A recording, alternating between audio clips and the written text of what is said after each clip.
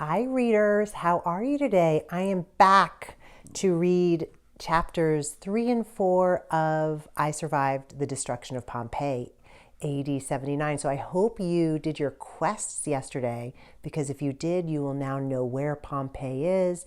You will picture where it is on the map. You will know what AD 79 means. You will know, you'll have a little more to visualize in your mind as I'm reading the next chapters. I also just had to do my shout outs for today. Roy is very pleased to be here. Look how still and calm he is. I think he felt a little upset that he wasn't on camera enough yesterday. He's getting a little stuck up, I think. He thinks he's a big celebrity. Okay, so here are shout outs to Mrs. Talicki's Scholastic News readers, to Caitlin, Spencer Loomis Elementary, Mrs. Jacobson's 4th grade Northeast, to Max from Montreal, Trinity East and North Elementary School, Academy Endeavor Elementary in Colorado Springs, Mrs. Risacco, let's see, how do you pronounce this? You know, you gave me a pronunciation guide, Mrs. Risasco, 4th graders, Mrs.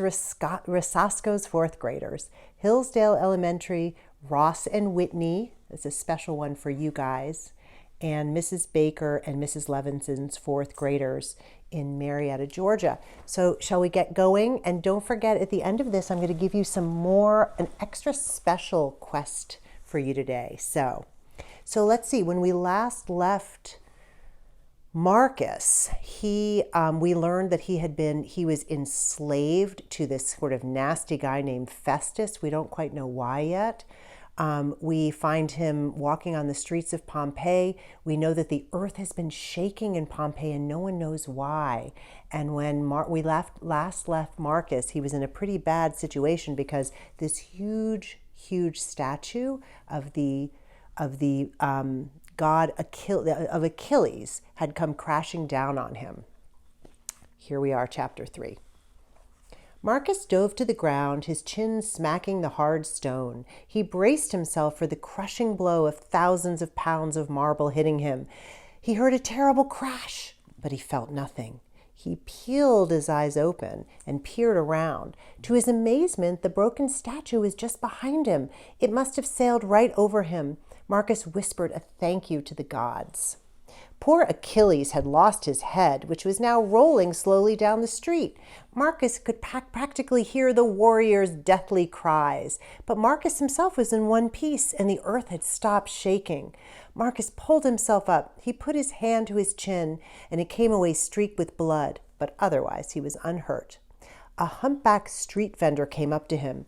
"Don't even think about stealing those apples," he barked, reaching down and snatching 2 apples that had escaped from his baskets. "I wouldn't," Marcus said, spotting a third hidden behind the fountain. He should give it to the man he knew, but just the thought of the juicy apple made his stomach flip with joy. Festus fed his slaves nothing but watery gruel and old cheese. The fruit seller didn't spot it, and Marcus said nothing. "The giant beast must be restless," said the man, spitting on one of the apples and rubbing it against his rough tunic. "Giant?" Marcus asked. "Everyone knows that's why the earth is shaking," the man replied, looking at Marcus as though he must be stupid not to know this. "There's a great beast living under the mountain. Every few years it wakes up and the city shakes. Then it goes to sleep again." I just want to pause for a minute to tell you guys that back in AD 79, which was almost 2,000 years ago, people really they knew nothing about volcanoes. And most people, the whole idea of science was very new. So truly, when the earth shook, many people believed it was because there was a giant monster living below the earth. And even really brilliant scientists thought that, because there just wasn't the understanding that we have today about the earth and how things work.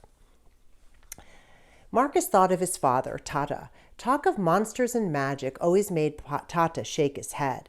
Tata said it was only natural that people would make up stories or blame the gods for what they didn't understand. Wild storms and killing fevers, dead crops and mad dogs. But science always held the answer, Tata believed, if you looked hard enough. Marcus didn't say this now. I'm laughing because the dog is very, very calm. Marcus didn't say this now. It wasn't right for a slave to correct the opinion of a free man, even if the man was just a poor fruit seller. What amazed Marcus was that the people of Pompeii just accepted these tremors, shrugging them off as they would a rainstorm. Even now, shoppers were already back to haggling for bargains.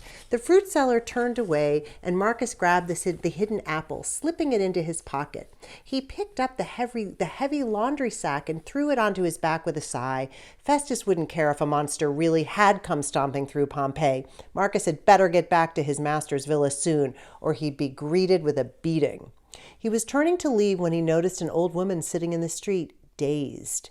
The shaking must have knocked her down. Passers-by stepped around her as though she was a heap of trash. Marcus ignored the woman. There were beggars everywhere in Pompeii, after all. But she looked so miserable. With a sigh, he dropped the laundry sack. He went to the woman, crouching down next to her. She was a beggar, it seemed, her tunic stained and tattered, her bare feet crusted with sores. Here's a picture that Scott, the illustrator Scott Dawson, drew for you. So you can kind of see Marcus helping this woman up.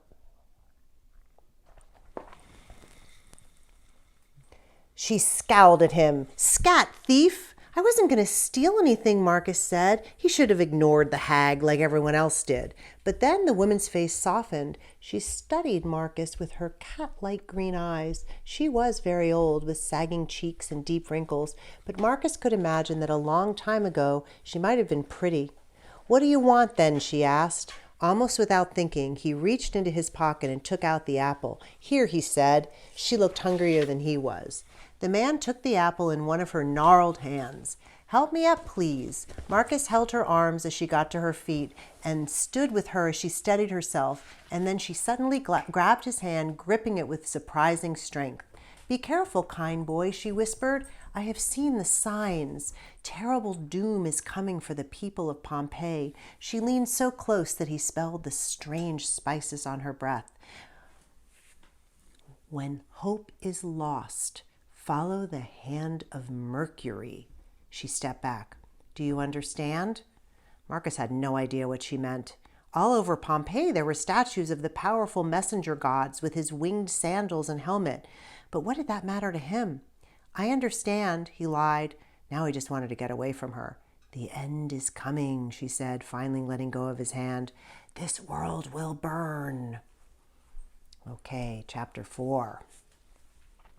Marcus had barely blinked, and the woman was gone, swallowed by the crowd. He felt a stab of fear as he thought of what she had said. Was she a witch who could predict the future? A priestess who could hear the whispers of the gods? Marcus thought again of his father. Tata would know what was happening here. A wave of sadness crashed over him. If only Tata were here now. He could picture his father so clearly, his gentle blue eyes glinting through a mop of golden hair. Tata was born in Germania, a kingdom just beyond the northern boundaries of this vast Roman Empire. When Tata was just 10 years old, Roman soldiers had invaded his village. Marcus's father was soon captured, sold to slave traders, and marched hundreds of miles in chains to the empire's capital of Rome. But Tata was lucky. He was bought by a kind man, a writer and scientist named Linus Celius. He taught Tata to read and write in Latin, the language of the empire. He took Tata on research trips to faraway lands, teaching him all he knew about the natural world. Soon, Tata was helping Linus research his books and coming up with theories of his own. The years passed. Tata married Marcus's mother, who died when Marcus was just a baby. Marcus grew up helping Tata in Linus's library, one of the finest in Rome. Tata was always trying to get Marcus interested in studying nature, reading him the latest theories and dragging him on long walks through the hills of Rome. But it was the ancient Greek stories, written centuries before, that Marcus loved the most, especially the tales of great heroes like Odysseus and Hercules. Now, how Marcus had loved his happy life with Tata. But then 2 months ago, Linus Celius had died in a fever that swept through Rome. In a blink, Marcus's entire world crumbled. Marcus and Tata became the property of Linus's nephew, the brutal Festus Julius. Linus himself had always despised Festus, and the nephew wasted no time in destroying his uncle's happy home. Within 2 days, Tata was sold. Marcus was loaded into a donkey cart and brought here to Pompeii, a 2-day trip from Rome. He was now one of 10 slaves working endless days in Festus's enormous villa, one of the grandest homes in Pompeii. Where was Tata? He could be anywhere in the vast Roman Empire by now, from the rocky cliffs of Britannia to the deserts of Africa. His thoughts carried Marcus far away until a blaring trumpet yanked him back. "It's the gladiator parade," an old man cried with excitement. "It's the fighters who will appear tomorrow." People jammed the sidewalk so Marcus could not get through. Now he had no choice but to put down his laundry sack and wait. 2 men on white horses led the parade, their riders waving bright flags. A band of horn players followed, and then acrobats and jugglers, and finally a stout man with a leering smile. He was the lanista, the owner of these gladiators. The lanista waved at the crowd, proud as an emperor. Owning gladiators was a dirty business. No respectable person would do it. But the lanista had grown rich off the blood of his gladiators, and he held his head high. Here's a picture of the parade.